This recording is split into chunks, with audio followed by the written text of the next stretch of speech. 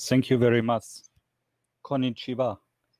Thank you for the very nice introduction. My name is Florian. Yes, I'm working for Andes Technology. We are one of the leading RISC-V IP suppliers from Taiwan. I'm very honored to be today here on the RISC-V Day in Tokyo 2020. I want to talk with you today about artificial intelligence, and I want to show you how RISC-V is coming more and more into high-end areas, how RISC-V is making it possible to have artificial intelligence in the edge, but also bring it to the data center. And I also want to show you some of the cores Andes Technology is offering. To start, I would like to highlight in which age we are. Everyone knows John Hennessy and David Patterson, and they have defined the age which we are in with the domain-specific architecture. So that means CPUs are not generic anymore. CPUs are tailored to solve a specific problem and to deliver more performance for the specific problem. At the same time, we are also in the age of security, because all our devices 24 hours continuously, 365 days connected to the internet. We need to bring more security and make these devices secure so hackers cannot overtake, and the devices like a medical device or a car, really important devices, are secured. At the same time, we are also in a time of agile hardware development. That means we don't have 4 years or even more to develop a chip. We need to bring a chip to market in 2 years or less, maybe 1 year. That is a lot of challenges where we need to see how we can improve this. And then last but not least, we are also in the age of open ISA, an open instruction set architecture where everyone can develop the underlying hardware by themselves is great and brings a lot of flexibility. So to let us wrap up, we're in a new age, in a golden age of computer architecture. Everyone can innovate, everyone can contribute and use this. And we are really inviting you to join RISC-V, because RISC-V is perfectly suited for all of these points to make your job more easier, to give you a big community who is backing you up. So please join RISC-V. Let me give a short overview how all of this RISC-V started. First, it was inspired by the success of open software like Linux. In the beginning, when Linux came out, Microsoft was laughing and saying, that will be never big. But now today, you see how big it is. So when RISC-V started, it was mainly in research, and also some people from academic jumped on it. But very soon, the people in open source detected, hey, now finally we can make our own CPU architecture, our own core. And then also commercial vendor like Andes Technology we joined, because it helps us to focus more on the development of the CPU and have other people contributing to the software, have a rich ecosystem. So today what we are seeing is that more and more people inside, we are getting the foundry service like Kawasaki-san just has introduced, where we have open PDKs, we can make our own chips. We have a lot of chip vendors. Kawasaki-san also has shown that Japanese Renesas is now using RISC-V. By the way, that's Andes Technology RISC-V. And then we are also having more and more cloud, where the RISC-V cores are continuously connected to the cloud and make everything together and make sure everything works smooth together. And also semi-IPs, where we are seeing that different IPs come together and form a very powerful SoC. That's where we are today with RISC-V. Now, how is Andes helping in this RISC-V? We're just taking the instruction set architecture and put it? No. Actually, Andes plays a lot of active roles. For example, our CEO, Mr. Frank Lin, he's a RISC-V board member. So he invests his time to steer this, to contribute and make sure it's more broadly known. Go to big companies and let them know how powerful RISC-V can be for the future. Our CTO, Dr. Charlie Su, he's a vice chair of a technical steering committee, so he's contributing his knowledge. He's making sure that things of RISC-V just work out of the box. And then last but not least, myself, I'm a RISC-V ambassador. That means next to my job in Andes as a sales, I also take my time and I make meetups. I bring different people together to talk about RISC-V, to show new solutions. So Andes is really, really very focused in RISC-V and very dedicated to help for the success. Who is Andes? First, let me give you a very short introduction. First, we are a pure play CPU IP company. That means we are really focusing on the hardware implementation of the CPU, and we are providing commercial CPU IP to our customers. We are also a RISC-V founding member, and in the meantime, we are a premier member of RISC-V. And then last but not least, we're a Taiwan Stock Exchange listed company, so we are a public company. Here's our stock code if you want to check us out. And we are also a major open source contributor and maintainer like U-Boot, GCC, you check, you will find all our people. For RISC-V itself, we are running various task groups, like the P extension. We are actually contributed this to RISC-V and we are heading it. We're also in the interrupt extensions and tracing and so on active. So we really contribute and try with all of you to make RISC-V the future instruction set architecture. And it looks like we're succeeding. Some more facts about Andes. We're now a 15 years old company. We have over 200 licenses worldwide. That is only commercial licenses. If we would add some of the other people like universities, it would be even more. Our employees, 80% of them work in R&D and developing leading edge CPU IP companies, IP cores. And then something we are very proud of, our customers have accumulated, shipped over 5 billion of SoCs with our cores inside. Last but not least, we are also offering an IDE for programming our cores, of course. And here we are having and maintaining installation base over 17,000K worldwide. Andes Technology is, like I said, a Taiwanese company. So our headquarters is in Taiwan, in Hsinchu. And we have offices all over the world. We are also represented in Japan. In Japan, actually, we are represented by Fujisoft Corporation, Mr. Leo-san, and we are also represented by Triton Corporation, Mr. Ji-san.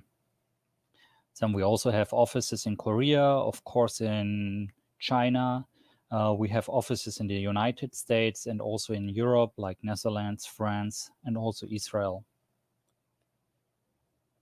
Let's have a look on the RISC-V adoption and how all of this come to the market. So in the beginning, when RISC-V was coming, we saw RISC-V as a stronghold in the deeply embedded architectures. But then over time, we saw that RISC-V now is also pushing into the previous ARM-dominated areas like general purpose microcontroller unit. Kawasaki-san has shared the press release from Renesas, so RISC-V is getting more and more dominant. What we are seeing in Andes is that the application for RISC-V is ranging from general microcontroller unit over artificial intelligence, IoT devices, to blockchain devices. We see RISC-V deployed in wireless like Bluetooth, Wi-Fi combinations. We also have design wins for 5G. RISC-V is perfectly suited because of the domain-specific architecture where you can add your accelerators very close to the core. That is really helping you to save power, very important in 5G, which normally need more power. But we also see it in autonomous driving assistant systems, storage, and also touch, like in your mobile phone touch, for example. And then last but not least, also in data centers. Very interesting for RISC-V is the typical usage. So on the right lower side, you see that at least in Andes, we see a usage where customers putting one core, like in a microcontroller unit. maybe 5 cores for a wireless Bluetooth combination, 20 or 30 cores for a storage like an SSD. And then when we come to the data center area, we see 100 and even more cores, up to 1,000 cores. Also technology-wise, RISC-V has definitely arrived mainstream and is one of the leading edge. So we see designs from 40 nanometer down to 7 nanometer TSMC. And what we definitely see is that the driver for most of this is artificial intelligence and machine learning, something where you analyze data and make decisions based on the edge and don't throw all the data in the cloud, but pre-analyze it and then more or less give results. Let me share some of our products with you. That is one customer. Actually, we had a press release out this week. That is Tiling Semiconductors from Greater China. So they have taken our D25F core. It's a 32-bit core with the P extension, which is the DSP packed SIMD extension. And they put it into a microcontroller unit, which has Bluetooth low energy inside, which has audio codecs inside. And what they found is that the RISC-V really has an excellent PPA. It has a major ecosystem that was very important for them. So they needed support for various real-time operating systems, not only FreeRTOS, but many others. And RISC-V is perfectly here. And then with the RISC-V DSP extension, the P extension, they also could achieve outstanding performance together with the Endis DSP library. So this DSP is really made for algorithm like noise and echo cancellation, but also for like machine learning or keyword spotting, like to wake up your device, things like this. And it can also help to process the codec.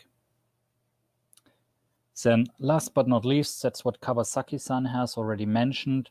Renesas has arrived to RISC-V, and Renesas has decided to license Endis technology. So they have licensed our 32-bit RISC-V cores. We are very happy and very grateful to Renesas for this trust. And we are looking forward for having more specific announcements next year to see which application-specific processors there will be on the market. All we can say is that it's targeting for the IoT and microcontroller unit right now. Now, let me give you some overviews. That is not really a product. We do have customers working on this, but I cannot talk too much about this because of NDA. We just can give you some overview if you want to make, for example, some image processing, how you could make a typically SoC. Typically, a customer would take a control core like an A25MP or an A45MP from Endis, which can run Linux. Customers then would also add something to do the image processing, like get the image stream inside, do some processing and post-screening. Here, a vector processor like our NX27V would be perfectly suited.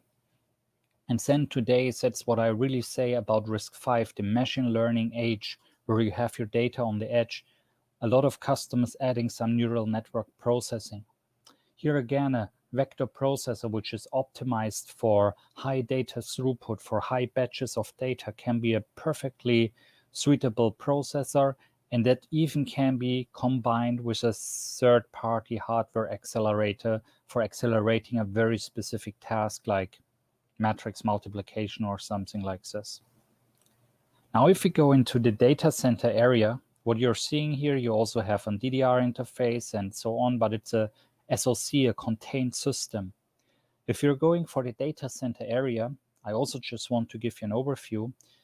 The main difference is that we have some interface for the outside world, like, for example, PCI Express interface. And here our customers normally also would put some main CPU, a multi-core most likely, like our AX27 or AX45MP, MP for multiprocessing, up to 4 cores. And then they would combine it with a vector processor. But not only one, it's an array normally. Like here you can see 4, but that could be also 8, 16, or even more. So the main CPU would get the information over the PCI Express interface.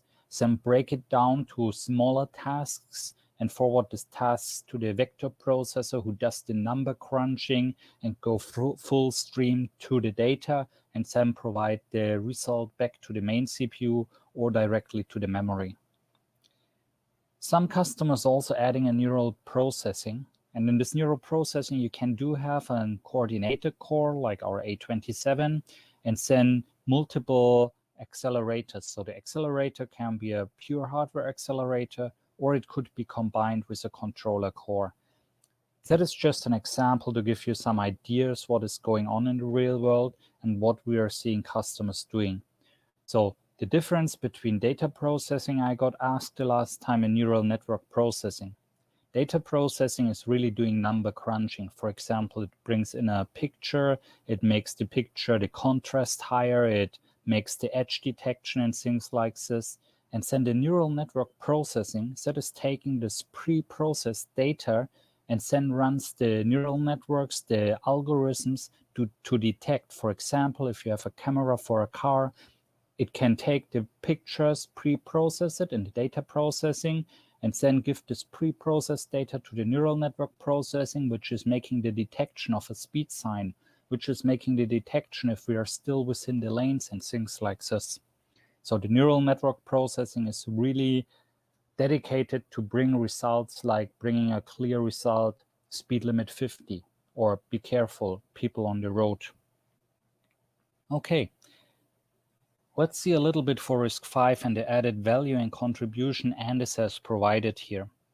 So first, if customer decide to license a commercial IP from Andes for RISC-V, what are the benefits we are bringing? One of the benefits is that we have an instruction set architecture extension to speed up memory access and branches. That is still compatible with RISC-V.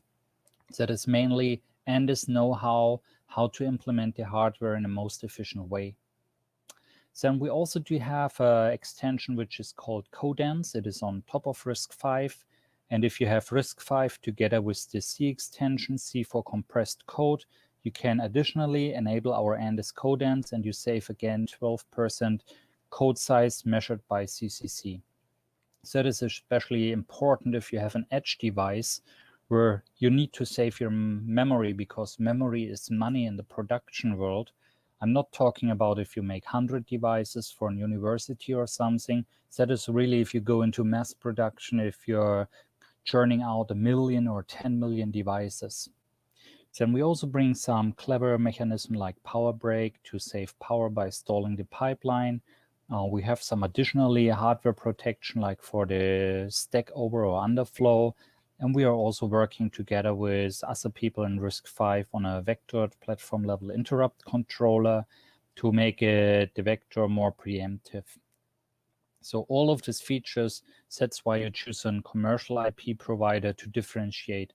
Last but not least, of course, we are also helping our customer with integration and supporting them to bring new values to the RISC-V course. The RISC-V DSP extension, what I have mentioned before, that was actually developed by Andes in-house. Like I said, Andes is a 15-year-old company.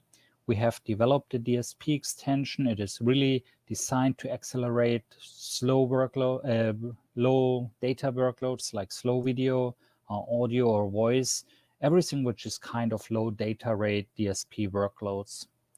If you're looking for some real world numbers, if we enable the DSP extension on a 32-bit system, we can speed up MP3 decoding by 2. We can speed up machine learning by 5. And on a 64-bit system, like a face detection, we could speed up by 8.9 or an image classification by a factor of 14. Now, why is this important? It's important because if you can speed up, you also can let your SoC run slower and still process the same amount of data. Now, if your SoC runs slower, you can save a lot of power and therefore your SoC can run longer on battery.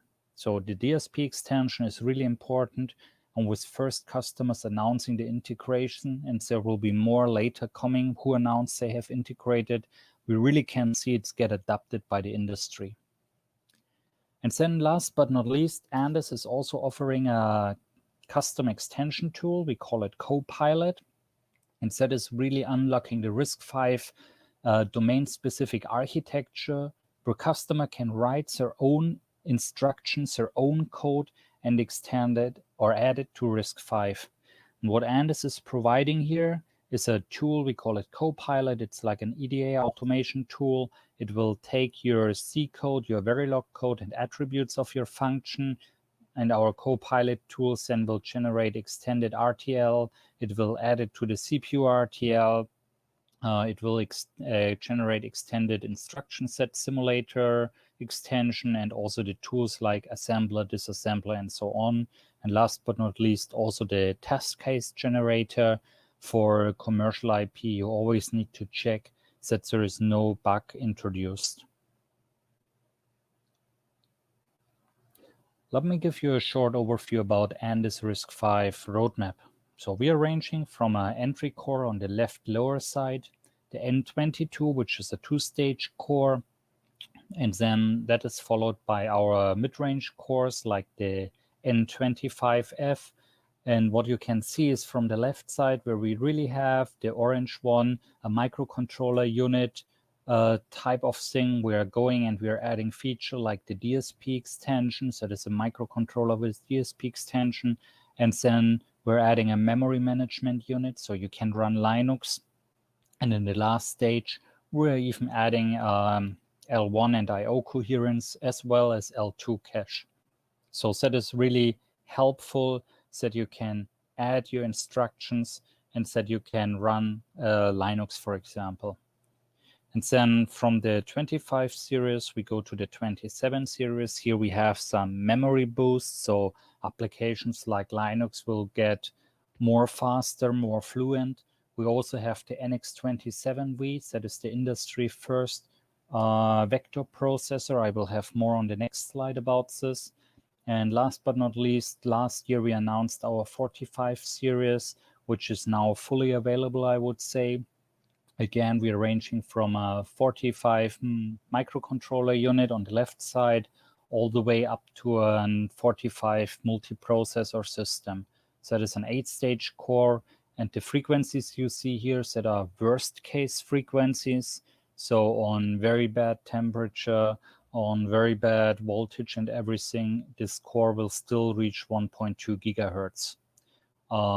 Having said this, I just want to point out, if it's on a normal case, the cores will run even more faster, but guaranteed is 1.2 gigahertz. All right, have a short look into our Gray-style vector processor. So we are the first RISC-V vector engine shipped in the industry, to our knowledge. On our RISC-V vector, the first one we shipped was version 0.8. It is now updated to 0.9, and actually we are confident that we will have a ratified account soon. So then we will of course update it to version 1.0. We have some AI optimization inside. For example, we are additionally supporting bfloat 16 and also int4. The vector interrupt processor can run up to 1 gigahertz, and in a TSMC 7 nanometer FF Plus process, it needs roughly 0.3 square millimeter. And this vector is configurable, so you can configure it from 128 bits up to 512 bits. And there are also configurable ALUs inside, which can be configured by our customers. The RISC-V processor has been mentioned recently in the Linely microprocessor report. We have, Andes has licensed this report. So if you want to have a report, please send me an email, and I'm more than happy to send you a free copy of the Linely microprocessor report. Florian@andestech.com, and you get your free copy about the RISC-V processor. Let me give you some more details about our standard cores. I will briefly go over this. So we are starting with our 25 series, which is the most major series. So that is a 32-bit or 64-bit core. It's a 5-stage pipeline, single usage. So there are a lot of features inside you can configure, which is the advantage of a commercial IP. And then this core, we are also using it for a multiprocessor system.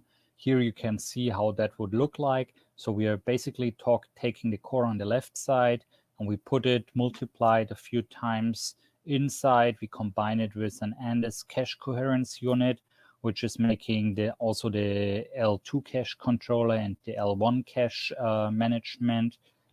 And yeah, that's basically pretty simple how you're getting a Linux-ready multi-core system.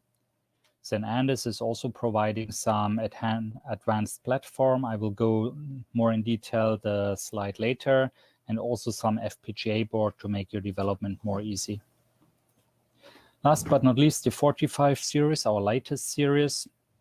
That is an 8-stage in-order dual issue core. Of course, also based on the RISC-V. We are supporting the RISC-V GCN, but also the P extension. We do have support for the memory management unit for Linux application, and additionally, all the ANDES extensions I have introduced before. It's a dual issue, so most instruction pairs, and there is also late ALUs. You can see them here in the LX stage, which enable a zero-cycle load use penalty. Now, I just fly over this, and I want to give you an understanding how ANDES can help you for your time to market. First, like I mentioned in the beginning, ANDES is providing an integrated development environment, so you can program your SoC in our IDE. Then ANDES provides also FPGA boards, which are optimized for our cores, so you can download your core, your synthesized or the ANDES core to the FPGA board and debug from the ANDES IDE. And then we also provide the debugging hardware, which is USB to JTAG to debug directly. ANDES also provides the software stack. So we have bare metal demo projects, how to toggle a GPIO, how to use the UART, how to use the local memories, how to program the platform level interrupt controller, all of this in source code. So you can easily see how it can be done and integrate into your project, saving a lot of time. We also provide real-time operating systems, not only FreeRTOS, we have many more, ThreadX, Contiki, and so on. Please ask us. We have over a dozen of real-time operating systems. And last but not least, we also provide a Linux environment BSP. We are trying to upstream all our Linux, but sometimes it is still important to just have this BSP so you can save more time and don't need to get everything from different sources online. The nice thing about RISC-V is also that we are co-working with a lot of partners. So here, for example, you see our very good partner, IR Systems. IR Systems in Japan has supported us very well. We are co-working closely together, so you can license the ANDES core and you can debug and program it with ANDES tool or with IR tool. IR is supporting the P extension fully. For example, our design win Tiling semiconductor, they are using ANDES CPU core and they are using IR Systems to program it, just to give you an overview how this whole environment comes together. And then what I said in the beginning, we are in the age of security. We always need to have everything connected all the time. So here we are working together with our partner Rembus. Rembus is also very strong in Japan, and Rembus is providing the security level. So it's combined with the ANDES CPU already. It works out of the box. You don't have any problems, and you get all the secure DMA crypto data planes for encryption, decryption, secure storage for your keys, GPIOs to make sure there's a secure debug. And that's really the great thing about RISC-V, because you have many customers, many people coming together and enabling together this environment. That brings me to my last page and to my summary. I think RISC-V has built a very strong ecosystem. We see how many people attending today the RISC-V Tokyo event, so many people contributing new technologies and innovations. And at the same time, RISC-V keeps also evolving through the collaboration of the community, to people bringing things. So I really invite you to join RISC-V and consider RISC-V for your next design. And hopefully, or it would be nice for us if you're looking in Andes and if you're checking or benchmarking our course, we provide you the P extension, the V extension, and also an EDA tool to make your own custom instructions. And what we see and what we think is commercialization and customization plus the user experience. That is the key to succeed for RISC-V, and that's where Andes is really strange. That brings me to the end of my presentation. So thank you very much for your attention. Are there any questions? Can I help to answer something? Okay. So actually, time is a little bit over. So if there is a question, sorry. so maybe, maybe one question for Andes. So is there any question? Okay. I have a question. So I think Andes has a great selection of CPU cores. Yeah, it's good lineup. So, but are there any plan for making very high single thread performance out of order CPU core? That is a very good question, and thank you very much for your question. We are working on this. I cannot say too much about it, but it's definitely on our future roadmap. So we are hoping to provide some out of order cores and higher performance cores very soon. So it will be a matter of maybe 1 year or something like this, maybe 2, but we are working on this already with high pressure. Okay. And actually, some of the customers already have asked us for this. Thank you. Oh, okay. Wow, that's nice. Thank you so much. Yes. So, yes, I will move to next session. Thank you very much for your time. Thank you very much for having me. Arigato gozaimasu. Thank you very much. So next